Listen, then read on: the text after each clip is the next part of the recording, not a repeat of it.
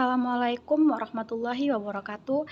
Baiklah, perkenalkan nama saya Iinovia dengan NIM 21016080. Di sini saya akan mempresentasikan yaitu tentang materi konsep gangguan berbahasa. Kata bahasa berasal dari bahasa Latin yaitu lingua yang berarti lidah. Awalnya pengertiannya hanya merujuk pada bicara, namun selanjutnya digunakan sebagai bentuk sistem konvensional dari simbol-simbol yang dipakai dalam komunikasi.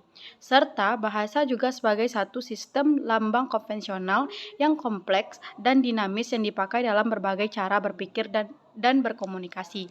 Terdapat perbedaan mendasar antara bicara dan bahasa. Bicara adalah pengucapan yang menunjukkan keterampilan seseorang mengucapkan suara dalam satu kata. Bahasa berarti menyatakan atau menerima informasi dalam suatu cara tertentu.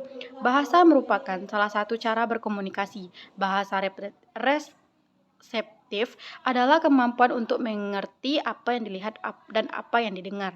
Bahasa ekspresif adalah kemampuan untuk berkomunikasi secara simbolis, baik visual ataupun auditorik. Gangguan berbahasa dapat juga berupa gangguan dalam artikulasi. Hal ini disebut gangguan fonologi. Gangguan artikulasi adalah penggantian satu suara dengan suara lain atau penghilangan suatu suara atau suara menjadi berubah sama sekali. Contoh, gangguan artikulasi. Mobil jadi obin atau mobi atau obil. Gangguan berbicara dan berbahasa dapat mempengaruhi anak dalam berkomunikasi dengan orang lain. Dalam proses dapat mempengaruhi anak untuk memahami atau menganalisis informasi. Jenis dan penyebab gangguan berbahasa. Secara medis, menurut Siddhartha 1984, gangguan berbahasa itu dapat dibedakan atas 3 golongan, yaitu gangguan berbicara, gangguan berbahasa, dan gangguan berpikir. Yang pertama, gangguan berbicara. Berbicara merupakan aktivitas pokok yang mengandung modalitas psikis. Oleh karena itu, gangguan berbicara ini dapat dikelompokkan ke dalam 2 kategori. Yang pertama, gangguan mekanisme berbicara yang berimplikasi pada gangguan organik. Mekanisme berbicara adalah suatu proses ucapan, perkataan oleh kegiatan terpadu dari pita suara, lidah, otot-otot yang membentuk rongga mulut serta kerongkongan dan paru-paru.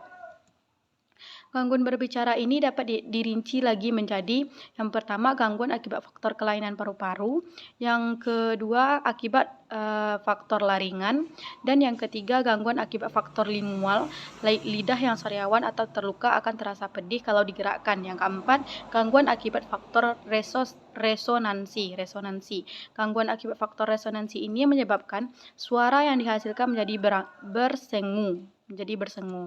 Yang kedua yaitu gangguan akibat multifaktorial. Akibat gangguan multifaktorial atau berbagai faktor biasa menyebabkan terjadinya berbagai gangguan berbicara, yaitu yang pertama berbicara serampangan adalah berbicara dengan cepat sekali dengan artikulasi yang rusak ditambah dengan menelan sejumlah suku kata sehingga apa yang diucapkan sukar dipahami.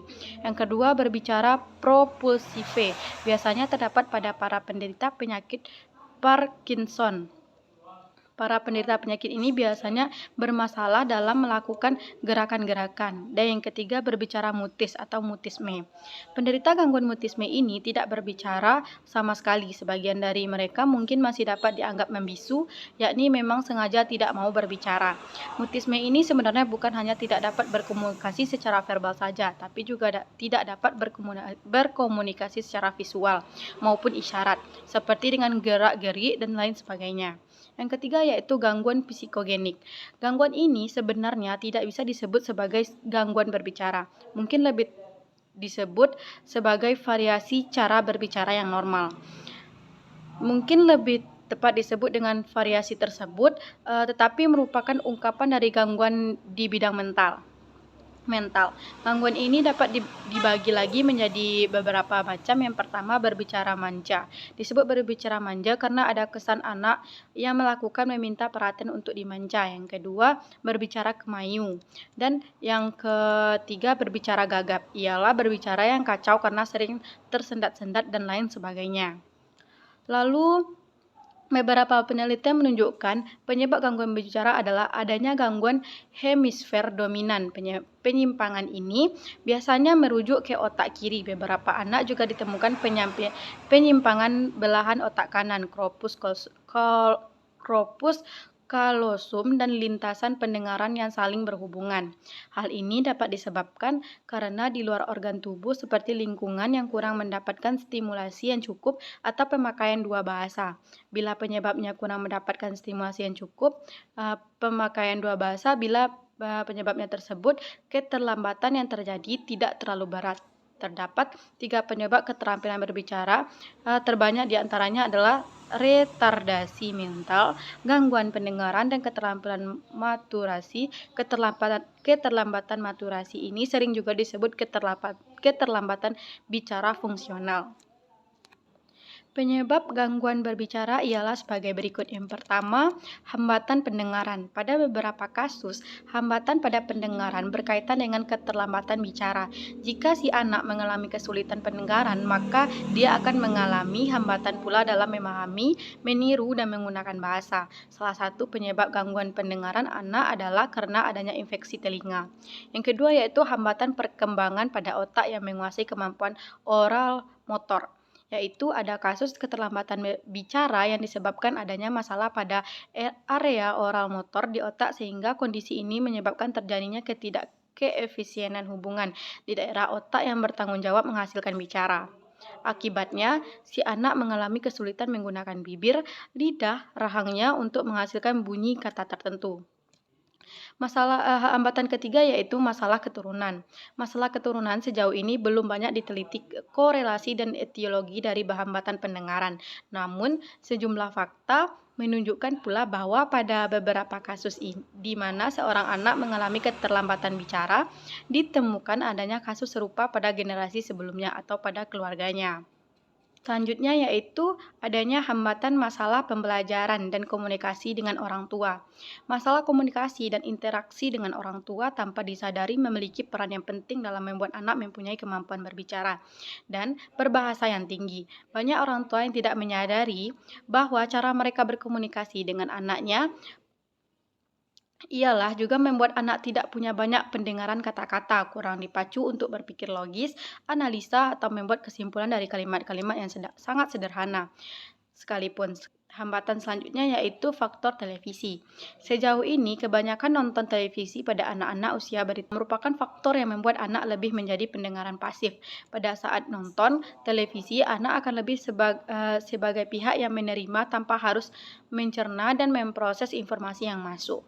Belum lagi sungguhan yang ditanyakan berisi adegan-adegan yang seringkali tidak dimengerti oleh anak dan bahkan sebenarnya traumatis atau karena menyaksikan dengan perkelahian, kekerasan seksual, ataupun acara yang tidak disangka memberi kesan yang mendalam karena egoisme yang kuat pada anak dan karena kemampuan kognitif yang masih belum berkembang. Yang kedua yaitu gangguan berbahasa. Berbahasa berarti berkomunikasi dengan menggunakan suatu bahasa. Bagaimana kemampuan berbahasa dikuasai manusia berkaitan erat dan sejalan dengan perkembangan manusia yang baru lahir itu. Kanak-kanak lahir dengan alat artikulasi dan auditor yang normal, akan dapat mendengar kata-kata dengan telinganya dengan baik dan akan dapat menirukan kata-kata itu. Kemampuan berbahasa merupakan indikator seluruh perkembangan anak. Kurang stimulasi akan dapat menyebabkan gangguan berbicara dan berbahasa, bahkan gangguan ini dapat menetap. Gangguan berbahasa ini secara garis besar dapat dibagi dua. Pertama, gangguan akibat faktor medis. Yang kedua, akibat faktor lingkungan sosial. Penyebab gangguan perkembangan bahasa sangat banyak dan luas. Semua gangguan mulai dari proses pendengaran, penerusan impuls ke otak, otot atau organ pembuatan suara. Adapun beberapa penyebab gangguan atau keterampilan bicara adalah gangguan pendengaran, kelainan orang bicara, retardasi mental, kelainan genetik atau kromosom, autis, mutis, selektif, keterlambatan fungsional, apsia, dan lain sebagainya. Gangguan pendengaran terdiri dari gangguan dengan parsial sebagian dan gangguan dengan total atau tuli. Ketulian didefinisikan dengan kehilangan pendengaran yang bermakna yang mengakibatkan komunikasi menjadi sulit atau tidak dapat dilakukan tanpa bantuan amplifikasi alat bantu dengar. Untuk dapat berbahasa diperlukan kemampuan mengeluarkan kata-kata. Ini berarti daerah yang tempat anak tersebut tinggal harus berfungsi dengan baik. Kerusakan pada daerah tersebut dan sekitarnya menyebabkan terjadinya gangguan berbahasa yang disebut afasia dalam hal ini. Yang ketiga yaitu gangguan berpikir. Dalam sosiolinguistik ada dikatakan bahwa setiap orang mempunyai kecenderungan untuk menggunakan perkataan yang disukainya sehingga corak berbahasa adalah khas bagi dirinya. Hal ini dalam sosiolinguistik disebut ideolog atau ragam bahasa perseorangan. Setiap proyeksikan kepribadiannya pada gaya bahasanya.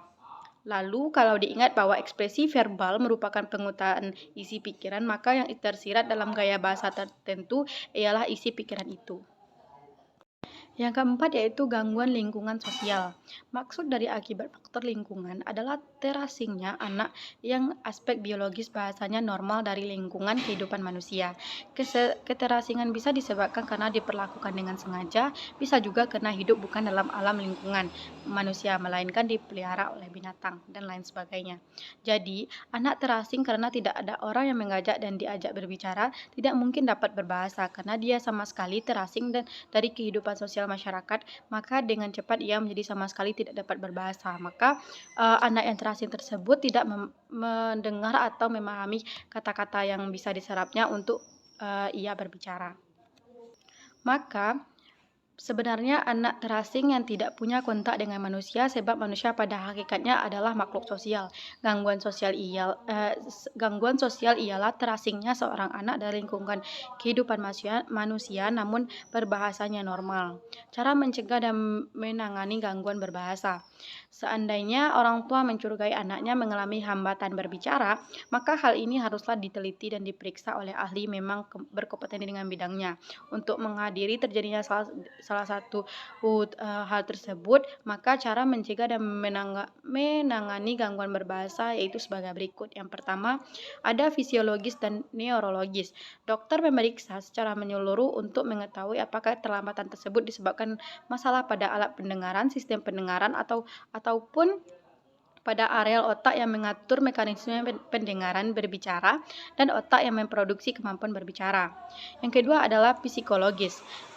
Pemeriksaan secara psikologis juga perlu dilakukan untuk memahami fungsi-fungsi lain yang berhubungan dengan kemampuan berbicara dan berbahasa seperti tingkat inteligensi serta tingkat perkembangan sosial emosional anak. Pemeriksaan secara fisiologis ini juga dimaksud untuk melihat sejauh mana pengaruh dari hambatan yang dialami anak terhadap kemampuan emosional dan intelektualnya. Beberapa tindakan yang dapat dilakukan oleh orang tua yaitu yang pertama, semakin dini orang tua menstimulasi anaknya dengan cara mengajaknya bercakap-cakap dan menunjukkan sikap yang mendorong munculnya respon dari si anak, maka sang anak akan semakin dini pula tertarik untuk belajar berbicara.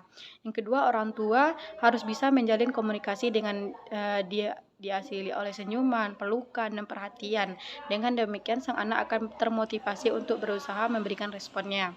Yang ketiga, orang tua harus selalu menunjukkan kasih sayang melalui peluk cium dan kehangatan yang dirasakan melalui intonasi suaranya kepada sang anak. Dengan demikian, orang tua menstimulasi terjalinnya ikatan emosional yang erat dengan anak sekaligus memberikan hatinya dan lain sebagainya. Baiklah, sekian dari saya untuk presentasi gangguan berbahasa. Jika ada kesalahan, saya mohon maaf. Assalamualaikum warahmatullahi wabarakatuh.